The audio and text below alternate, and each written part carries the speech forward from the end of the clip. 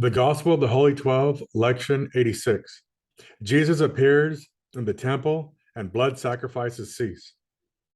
The same day, at the time of the sacrifice in the temple, there appeared among the dealers in beasts and in birds one clothed in white raiment, bright as light, and in his hand a whip of 7 cords.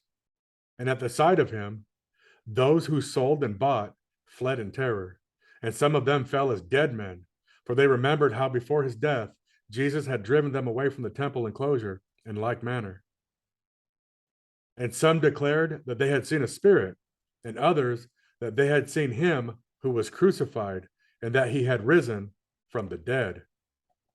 And the sacrifices ceased that day in the temple, for all were in fear, and none could be had to sell or to buy, but rather they let their captives go free.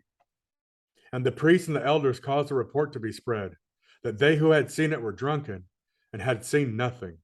But many affirmed that they had seen him with their own eyes and felt on their backs the scourge, but were powerless to resist. For when some of the bolder among them put forth their hands, they could not seize the forms which they beheld, nor grasp the whip which chastised them. And from that time, these believed in Jesus, that he was sent from God to deliver the oppressed and free those that were bound. And they turned from their ways and sinned no longer. To others he also appeared in love and mercy and healed them by his touch and delivered them from the hands of the persecutor. And many like things were reported of him. And many said, of a truth, the kingdom is come. And some of those who had slept and risen, when Jesus rose from the dead, appeared and were seen by many in the holy city.